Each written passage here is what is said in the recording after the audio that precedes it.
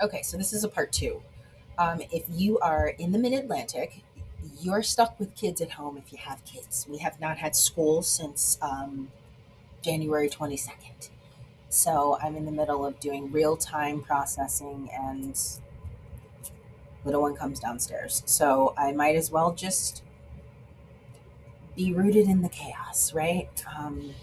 Process in real time. So this is part two, finishing my thought about outdoing productivity and this doctorate degree for me. And so for me, my baseline was constant move, move, go, go, go, busy, busy, busy. And I want to say that in the world of the entrepreneurship and me leaving education, that was a whole process within itself. Me realizing that I really didn't know what my body needed. I really didn't know how I felt. I really didn't know what I was thinking. I was kind of thrown into a structure that was made for me to just do, not to be. And one of the biggest shifts that I learned was I took my expertise, my years of credentials, and I decided I'm going to work for myself. And anybody who's in the thick of entrepreneurship or has been in entrepreneurship knows that it's not easy. I mean, it is rewarding in many ways, but you learn and grow a lot about yourself in this journey.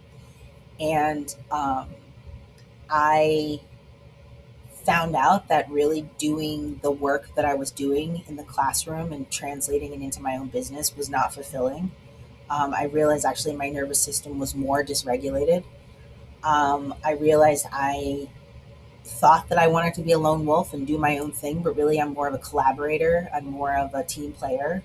I want to work with people who are, of like mind in terms of a balanced life, like not having 50 different team meetings on your plate and outdoing, this person having to be on 52 committees and all the things. Like, I just want to be able to know my truth, know who I am, know my limits, my capacities, but also contribute and free flow and have creative energy. That didn't come to me until I discovered microdosing. And I just remember the first few months, I was so afraid. I had a panic attack once because I was so tired. I thought I was dying. I'd never felt that level of exhaustion before.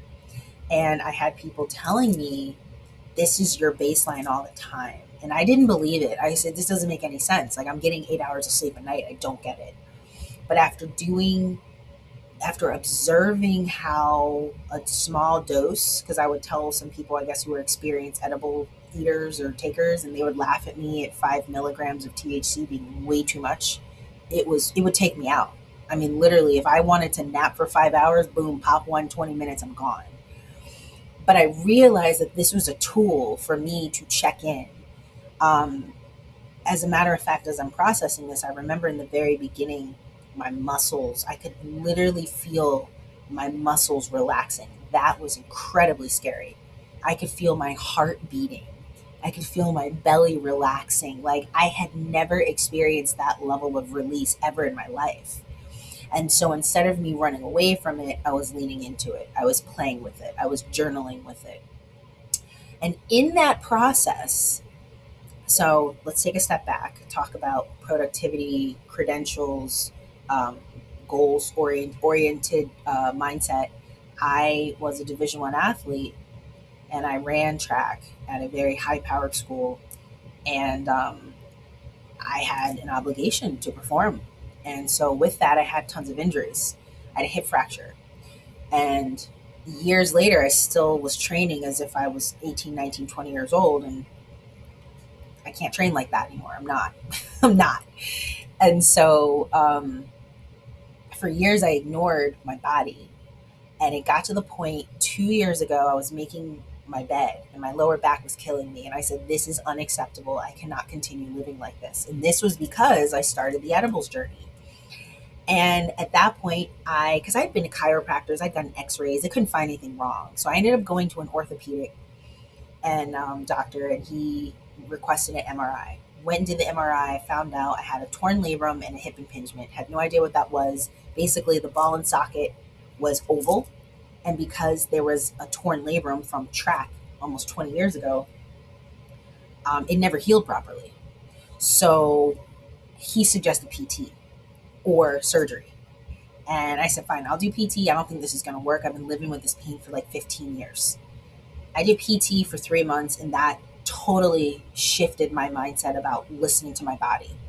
So not only did I realize what was going on, my body was overcompensating for areas that were weak and needed stability. That was another key point, to be like, hypervigilance, high cortisol levels will eventually kill you because you're not tuning in, you're not listening, you're not resting, you're not giving your nervous system what it truly needs. And so for me, that's when I realized that these microdose edibles were a tool in my toolkit. And then I started doing cold plunges.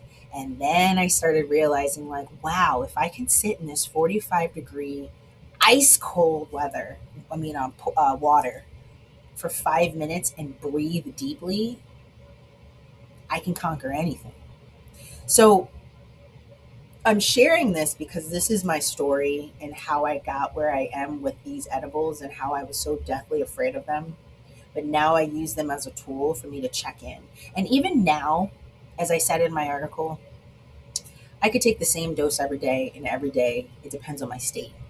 And what it has done for me now, a year into this journey, is okay, I overdid myself. I did too much today because I'm exhausted after taking this. So that tells me that I don't know what it was I did, but I need to make sure that I have some built in rest tomorrow.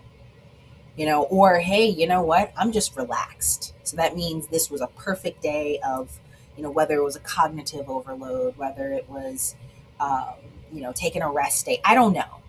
But my schedule has shifted in the work that I do because I'm in this liminal stage of figuring out, well, what is my next phase? What is my next season?